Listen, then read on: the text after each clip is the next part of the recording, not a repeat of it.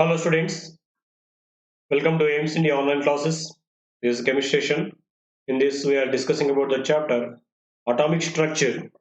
In this session we are going to say about the photoelectric effect and electromagnetic spectrum. First among them is photoelectric effect.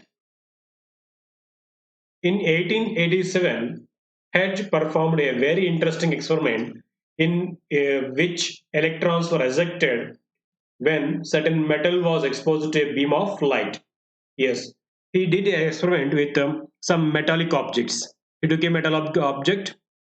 We know metals will be having electrons in their valence shells. So when a metallic object is taken and he exposes a beam of light onto this metal surface, then electrons are ejected from the metal surface. This interesting experiment was observed by Hedge in 1887. What he did here, he took a metal surface, a plain metal surface. Onto this, he passed a certain light. He exposed the metal surface to a certain metal light radiation. Then, immediately, some electrons are being ejected out from this metal surface. So he called this phenomenon as photoelectric effect, which means photo, we know, photo represents light. So the electrons, the effect of ejection of electrons from metal surface on exposing to light is called photoelectric effect. And these electrons ejected are called photoelectrons. Okay, this process is also often referred to as photoemission, means emission of electrons with the light. When light strikes the metal surface, that metal releases or emits certain electrons. This is also known as photoemission. And these ejected electrons are called photoelectrons. In terms of their behavior and their properties, photoelectrons no different from the other electrons. Yes, actually, as these electrons are ejected by the effect of light, these are called photoelectrons. Even though they are called photoelectrons, there is no difference between the normal electrons, other electrons, and these electrons. They're almost all same. The prefix photo simply tells us that electrons have been ejected from a metal surface by the incidence of light. Yes, as these electrons are ejected by the incidence of light on the metal surface, these electrons are specially called photoelectrons. Other than that, there is no difference between the other electrons and these photoelectrons. Okay, this ejection of these electrons from the metal surfaces when a certain light is exposed onto this metal surface is called photoelectric effect, and these ejected electrons are called photoelectrons. Okay, next, the results observed in this experiment are the electrons are ejected from the clean metal surface as soon as the beam of light strikes the surface. That is, there is no time lag between the striking of light beam and the ejection of electrons from the metal surface. Yes, this is striking of light onto the metal surface and the ejection of electrons from metal surface both will occur simultaneously at the same time. There is no time lag between these two. Immediately, when the light strikes the metal surface, immediately electrons are ejected from it. So these two occur simultaneously at the same time. The number of electrons ejected is proportional to the intensity or brightness of the light striking the metal surface. So the number of electrons ejecting is dependent on the intensity of the light or brightness of the light. As the brightness of the light increases, more number of electrons are being ejected from the metal surface. For each metal, there is a characteristic minimum frequency below which photoelectric effect is not observed. At a frequency, the ejected electrons come out with a certain kinetic energy. The kinetic energies of these electrons increase with the increase of frequency of the light used. Yes, all the metals, they want to release electrons with the same light. So each and every metal has its certain minimum energy barrier below which they cannot show this photoelectric effect. That minimum energy required to eject the electrons from metal surface is called threshold energy, and the frequency of that energy is called threshold frequency. So if we supply the energy required to eject the electrons, then only electrons are being ejected from the metal surface. So if we supply more energy than the threshold energy, then the remaining energy is converted into the form of kinetic energy of these electrons. Okay, as we give more and more energy, the kinetic energy of these electrons emitted will be more. Okay, each and every metal has a certain energy barrier below which they cannot eject electrons. So that energy barrier is called threshold energy, and the frequency of that energy is called the threshold frequency. So if the energy supplied is more than the threshold energy, then only those metals can eject electrons. If the striking photon has energy equal to h nu and the minimum energy required to eject the electrons is h nu naught, then the difference in the energy is transferred as a kinetic energy of the photoelectrons. Yes, as we told, each metal has four threshold energy. If we supply certain total energy as h nu, and the required energy to eject the electrons by the metal is h nu naught, where this nu naught representing threshold frequency, which is also this total energy is also called work function. The minimum amount of energy required to eject the electrons from the metal surface is also called work function. Then the difference between these two energies, whereas h nu is the total energy passed onto the metal surface, h nu naught is the energy required to eject the electrons. So the difference between these two energies is converted into the kinetic energy of those electrons. So when you pass an energy of h nu naught onto the metal surface, out of that h nu naught energy is utilized by the metal surface to eject these electrons out, and then the remaining energy in this h nu is converted into kinetic energy of those electrons, which are called photoelectrons. Okay, now these three can be related like this. Following the conservation of energy principle, the kinetic energy of the ejected electron is given by the equation. See here, conservation of energy is applied here also. The total energy h nu naught is equal to energy required to eject the electrons h nu naught plus the kinetic energy of the electrons.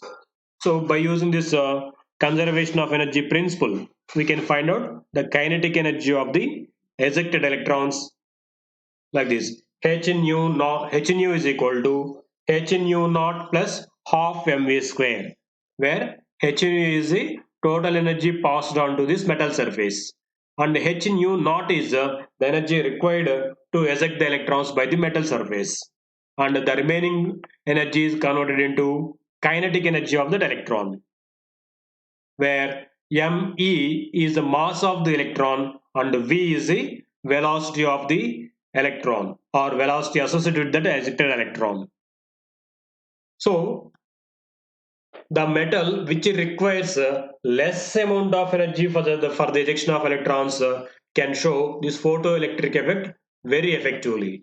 Generally, cesium is the best metal used in photoelectric cells, as it has very less ionization energy. Yes, we know the energy required for the ejection of electrons by the metal atoms is called ionization energy also, as we know. So the metals which have very low ionization energy can show this photoelectric effect very easily. Means by supplying less amount of energy only, they can eject these electrons easily. So some metals like cesium, we know these metals have very low ionization energies. So these can show photoelectric effect very effectively. Cesium is the best metal which is used frequently in photoelectric cells, as it has very low ionization energy. Let us see some solved examples based upon this kinetic energy and photoelectric effect. See the question given here. An ultraviolet radiation with a wavelength of 250 nanometers is incident on a silver foil whose work function or threshold energy is equal to 6.9 into 10 to the power of minus 19 joules.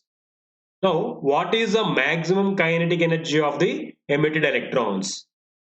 Okay, if you observe here the question, they have given the wavelength of the energy passed on to the metal surface, and then energy required by the metal atoms are the work function or threshold energy of the metal is also given. Now they're asking to find out the kinetic energy of these photoelectrons.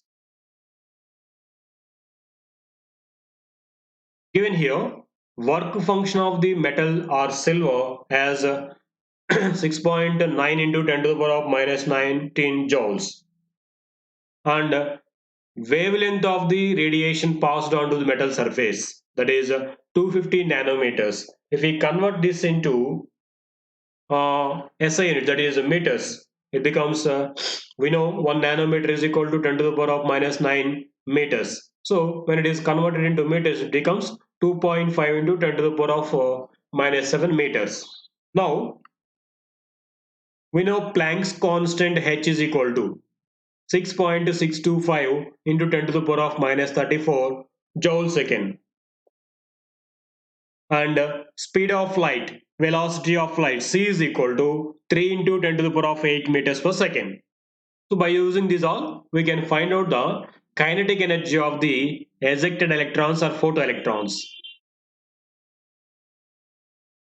Before that, let us find the energy of the incident light, energy of that UV light radiation. Because if you know the energy, we can find out kinetic energy also. So they have given the wavelength. This wavelength, by using the wavelength, we can find out energy by using the formula E is equal to hc by lambda. Wavelength lambda is given. We know h as constant and c also as constant. If we substitute these all values, we can find the energy of the incident light as 7.95 into 10 to the power of minus 19 joules. So total energy is found, and the threshold energy of the silver metal is given, and now they are asking to find out kinetic energy of the ejected electrons. Now we have total energy E is equal to threshold energy W naught or work function W naught plus kinetic energy. So in this energy we just now we found as this, and work function is given. Now we have to find out kinetic energy. This we have to find out. Let us make it subject. So kinetic energy is equal to total energy minus work function. Substitute these two values, we get energy as 1.05 into 10 to the power of minus 19 joules. So the maximum kinetic energy of the emitted electrons will be 1.05 into 10 to the power of minus 19 joules. So in this way, we can find out the kinetic energy if we know the total energy and work function or threshold energy. Okay, sometimes they may not give the energies, they may give either frequency or wavelength. By using those frequencies and wavelengths, we can find out energy. We have relations between them. If the frequency is given, energy can be calculated by the formula E is equal to h nu. Or if the wavelength is given just like this here, we can find out the energy by using the formula E is equal to hc by lambda. So once if we find the energy and work function, if we subtract these two, we get kinetic energy. Okay, this is about photoelectric effect. Next, spectrum, electromagnetic spectrum. The light that we see from sun or from an incandescent filament lamp is a white light. Yes, a white light is composed of 7 component colors, namely violet, blue, green, yellow, orange, and red, as shown in the figure. Yes, we know the light emitted from the sun or an incandescent filament bulb. From this all, we say white light will be emitted. Actually, this white light is a component of 7 colors. Whipjar colors. When this white light is passed through a prism, glass prism, it splits into 7 component colors as shown here, which are commonly called Whipjar. So the splitting of this white light into its component 7 colors is known as dispersion. When we, as we told, when we pass this white light through a glass prism, it splits into 7 component colors. The splitting of white light into 7 component colors is known as dispersion. The array of 7 colors extending from red at one end and to violet at the other end, similar to rainbow colors, is called spectrum. Yes, this array of 7 colors from red to violet is called a spectrum. Atoms, molecules, or ions that have absorbed radiation are said to be excited. The radiation emitted by these substances form a spectrum. The light emitted by a sample of excited atoms is called atomic spectrum. Okay, when atoms, molecules, or ions, if they absorb radiation, then they are said to be in the excited state. What do they do? Immediately, they emit this excited, they absorbed energy immediately. That emitted energy forms a spectrum. The light emitted by a sample of excited atoms is specially called atomic spectrum. A sample of a gas contains an enormous number of atoms. Although a single atom can be in only one excited state at a time, the collection of atoms contain all possible excited states. Yes, suppose a gas is taken, it will be containing enormous number of atoms. When energy is applied to this gas, atoms absorb energy and they come into excited state. At once an atom will be in one excited state. But as there are many atoms, all the atoms may not be in the same excited state. Some they absorb less energy and they will be in less excited state. And some atoms they absorb more energy, they may go into different excited states. Okay, the light emitted as these atoms fall into lower energy states is responsible for the spectrum. It is important to note that such a spectrum consists of bright lines on the dark background. This is called emission spectrum. Yes, when we make this energy emitted by the atoms to fall on the screen, it is observed that some bright lines will be absorbed on the dark background. So this is called emission spectrum because the spectrum is obtained by the emission of light by the atoms. So it is called emission spectrum. This emission spectrum is seems like some bright lines on the dark background. Hydrogen spectrum. Hydrogen spectrum is the simplest of all atomic spectra. When an electronic discharge is passed through hydrogen gas at low pressure, a bright light is emitted with a spectrometer and is found to comprise a series of lines of different wavelengths. Yes, when an electric discharge is passed through hydrogen gas at low pressure, a bright light is emitted with a spectrometer and is found to comprise a series of lines of different wavelengths. What does it mean? When certain amount of energy is passed onto the hydrogen gas, the atoms present in the hydrogen they absorb this radiation. So they go into excited state. Immediately these hydrogen atoms emit this energy out. So when this emitted energy is absorbed through spectrometer, it is found to comprise a series of lines of different wavelengths because there are so many atoms in the hydrogen gas. So they absorb different amounts of energy. If one atom is absorbed less amount of energy, it will go to lower excited state. So this releases less amount of energy when it is coming back. Some atoms they will release more energy as they absorb more energy. So in this way, the emitted energy comprise of series of lines with different wavelengths. Some of the lines are present in the visible region while the others in the ultraviolet and infrared region. Yes, these lines will be observed in the different regions. Some they will be observed in the visible region, some they will be in the ultraviolet region, and some are in the infrared regions. We can see here different lines observed in the hydrogen spectrum. Means the when energy is emitted by these hydrogen atoms, different lines are observed with the different wavelengths. Some are observed in the visible region, some are observed in the ultraviolet region, and some of the lines are observed in the infrared region also.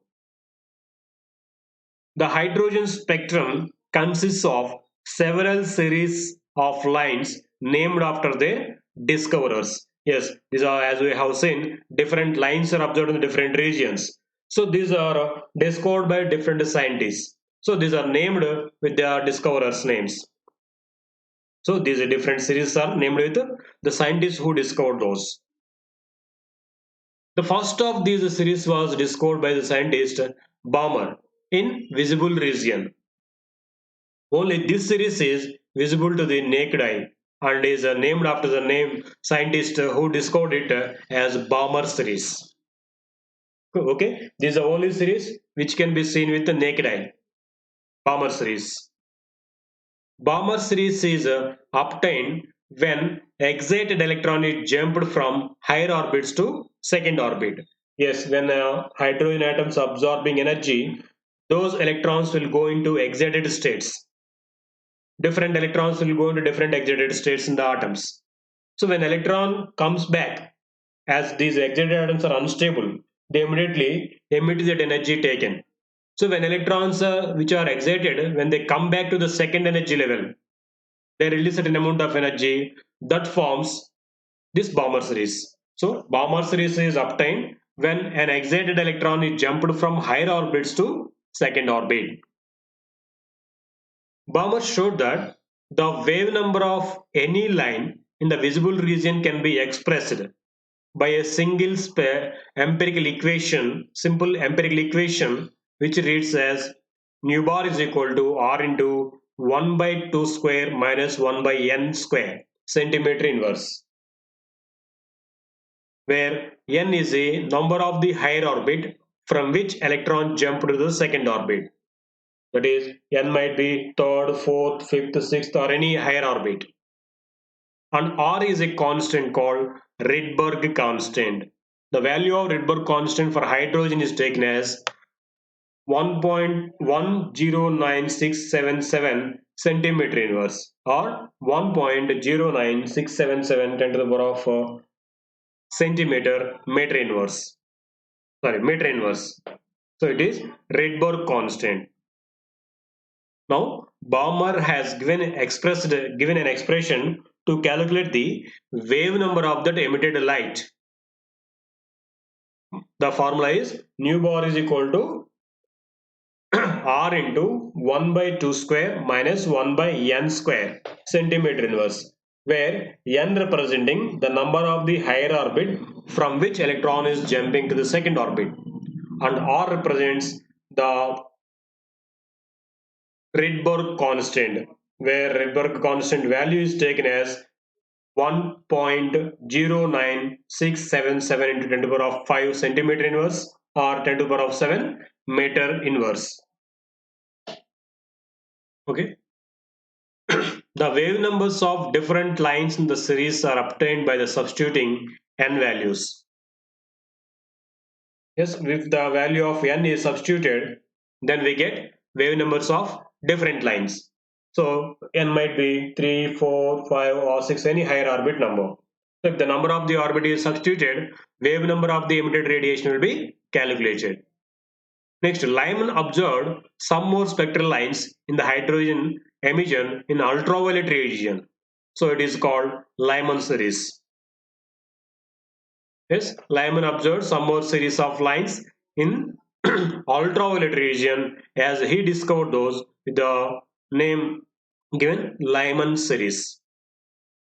Pascal, Brocket, and Pfund observed separately three different series of lines in the infrared region. So they are named with their names as Pascal series, Brocket series, and Pfund series. These three series are found in infrared region. Out of this, Pascal series is said to be nearer infrared region, Bracket series is said to be infrared region, and Pfund series is said to be in far infrared region. Okay, different spectral lines of hydrogen emission are shown here. You can observe Lyman series, Balmer series, Pascal series, Bracket series, and Pfund series. These all are obtained when excited electrons falls into different energy levels. When electrons from the higher orbits jumps into first orbit, comes back to first orbit, then the energy emitted will form a series called Lyman series.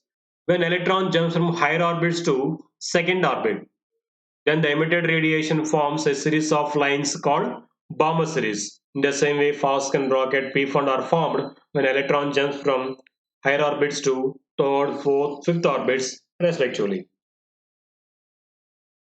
Okay, next.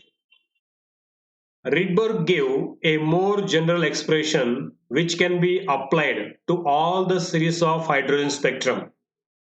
This expression is called Rydberg's formula. Actually, Balmer formula is only for the calculation of energy emitted by the radiation when electron jumps from to higher orbit to second orbit. But it is a generalized. It is given a generalized expression for the calculating of for the uh, calculation of energy in all the series. That is called Rydberg's formula. It is given by the formula nu bar is equal to 1 by lambda into 1 by lambda, that is equal to R into 1 by n1 square minus 1 by n2 square centimeter inverse, where n1 and n2 are whole numbers, where n2 is always greater than n1. n1 is the number of the lower orbit to which electron jumped, and n2 is number of the higher orbit from which electron is jumped. Okay, n1 and n2 are the numbers of the orbits, where n1 represents the lower orbit to which electron jumped, n2 represents the higher orbit from which electron is jumping, and r we know as it is a Redbird constant. For one electron species like hydrogen, He plus, Li plus 2, Be plus 3. Already for hydrogen it is the expression from all the orbits. And there are some more one electron species like helium plus, Li plus 2 and beryllium plus 3. The value of R is taken as 0.10967 into Z square centimeter inverse, where this Z is representing the atomic number of that species. Now, the wave number for any single electron species like He plus, Li plus 2, Be3 plus can be calculated by using the formula nu bar is equal to Z square RH into 1 by n1 square minus 1 by n2 square centimeter inverse, where Z is the atomic number of that single electron species and R is the Rydberg constant. So by using this, wave number can be calculated for single electron species. Okay. See here different spectral lines in the hydrogen spectrum are shown. What we said, Lyman series obtained when electrons jumps from higher orbit to first orbit. The higher orbit might be any more than two. It might be second, third, fourth, or anything. If Balmer series is obtained when electron jumps from higher orbits to second orbit. Okay, you can see here. So n1 in the place of n1 for different series, different numbers are used because n1 is different for different. Lyman series, n1 becomes 1. If it is P1 series, n1 becomes 5. So in this way, wave number can be calculated by using this formula for the emitted radiation. So if the wave number is calculated, energy also can be calculated because we have relation between energy and free wave number. Okay, this is about spectrum and hydrogen spectrum. Thank you for watching our video. Please subscribe our YouTube channel, that is Aims Today, for latest updates on recorded videos. Thank you.